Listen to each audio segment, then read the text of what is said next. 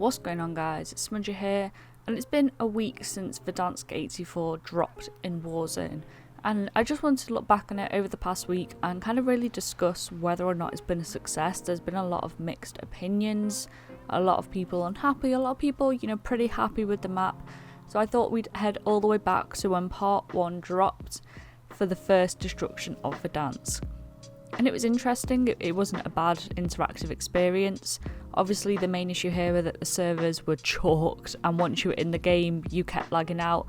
I played through it on stream, a ton of you guys joined me, which was nice, and it took us 4 goes to complete it. 3 of the games lagged out, and in the 4th one we finally got through.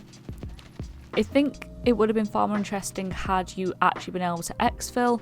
I understand why, in the narrative of what was happening within Verdansk it maybe didn't make sense, but it definitely felt like it was a bit of a letdown to not be able to exfil when it told you to get to exfil. Kind of removed the whole objective based play of it in terms of giving you something to look forward to and giving the zombies, a real sense of urgency to try and stop you. And then I think also the fact that there was just a cutscene at the end of it and then it just kind of sent you back to the menu with a calling card was a bit of a letdown. I think a lot of people wanted something more, whether it was just a glimpse at the map or whatever. They just wanted something a little bit extra. We'd been waiting over a year for this and we got a 10-minute experience with a cutscene at the end. Now, it wasn't actually a bad interactive experience, let's be honest, it was chaotic, but it was fun. I think maybe because I played it 4 times, I had a bit of a better idea what was going on, so I could take in the surroundings a bit better than perhaps if I just played through it once.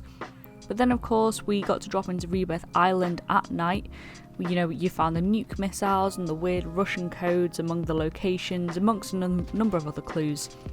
And that was fun, if you were into the bunker codes, into the Easter eggs, that was a great experience for you. I feel like for the average player, they didn't really care that much, they just wanted the new map. But also, I do understand why Rebirth was there. It was so they could load up the new map, get everything ready for part 2 in 24 hours. I got that, it was good they gave us something, I guess, rather than just kind of shutting down the servers for 24 hours. It made sense, logically, better than, that fortnight where it's just a black hole for like 24 hours, wasn't it, or longer. As I've said multiple times, I have no idea what happens in the Fortnite community. You guys are just out there vibing. And then part 2 arrived 24 hours after it all started, the big finale, and we hit more server issues. Significantly less, I think, than part 1, but they still weren't great. And we dropped into Rebirth, which made sense in the narrative of the game, but I think a lot of people were expecting maybe a different map purely for part 2.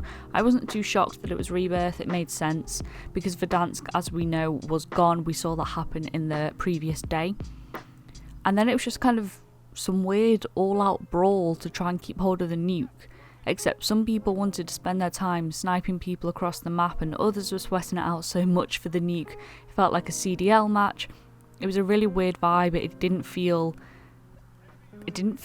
fun, it didn't feel particularly exciting or interesting.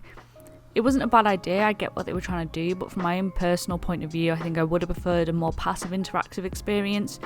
It didn't even have to be, complete peace treaty amongst everyone. It just needed to be something a bit different, something less objective orientated where you had to kill literally everyone.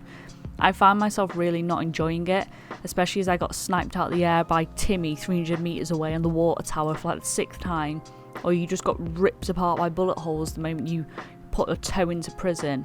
It did kind of ruin it, and again, I did this twice because I did it the first time and the game glitched and did not give me the cutscene, and then we had to redo it all.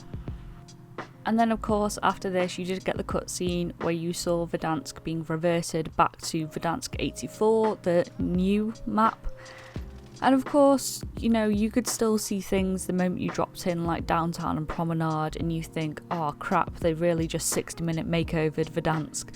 But of course we did have, factory, array, summit, significant changes in a lot of areas elsewhere as well.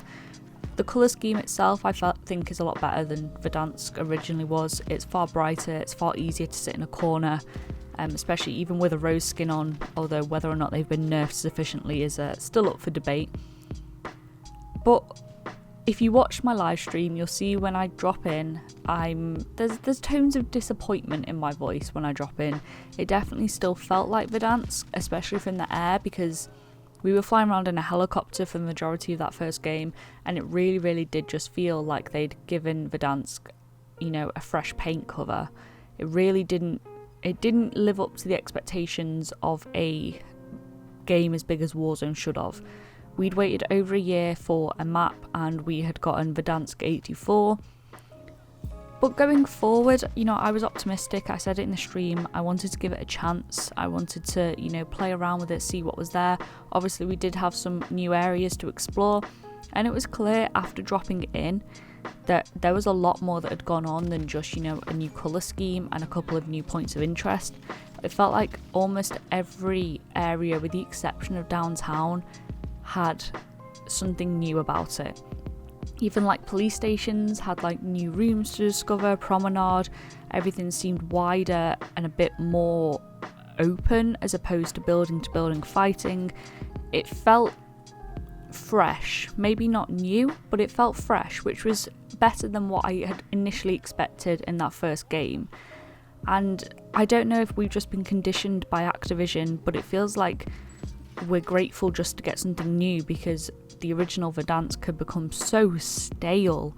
You had some of the biggest streamers of the game looking for other games to play in the past month. Like, they were struggling. And I understand that people's frustrations, we didn't get a new location altogether. I really do get that. But this map has improved Verdansk for better. It has freshened it up. It remains to be seen how long it will stay fresh. I don't know if it's the map or the meta, but people seem more willing to explore the map. They play less scared and timid, sat in corners, and that might subside as people do get used to the map and will revert back to the usual Warzone ways. That does remain to be seen. I personally still think we should have got a new map. I think a company as big as Activision should be giving us a new map. That's my opinion. Some people may disagree. Having said that, I don't think Verdansk is a bad map in terms of what they've done to it. It's very interesting, it keeps it fresh. I'm sure there's loads of little nooks and crannies, I've not had a chance to explore yet, and it's definitely rejuvenated my own personal interest within Warzone, which had waned months ago. Now, of course, I don't know what the future holds for Warzone. I really do wish we got a new map, like we said. It could be worse. And I know that's a bad way to think, because you should be holding these companies accountable, but it could have been worse, let's be honest here. We could have literally just gotten 2 new points of interest like they've been giving us all year. But as always, I do want to know what your thoughts are. Are you in the camp of you're really disappointed, you're really unhappy with what Activision have given us, it's not enough? Or do you quite like the map? I know more and more people are edging towards that side of the debate. They really do like the new map and the colour schemes, the points of interest and what they've done with it. Are you somewhere in the middle, or do you just not care at all? Do let me know in the comments down below. As always, if you did enjoy the video, give it a like, subscribe if you want to find your way back. Hope you all have a good day, and I'll see you next time. Bye.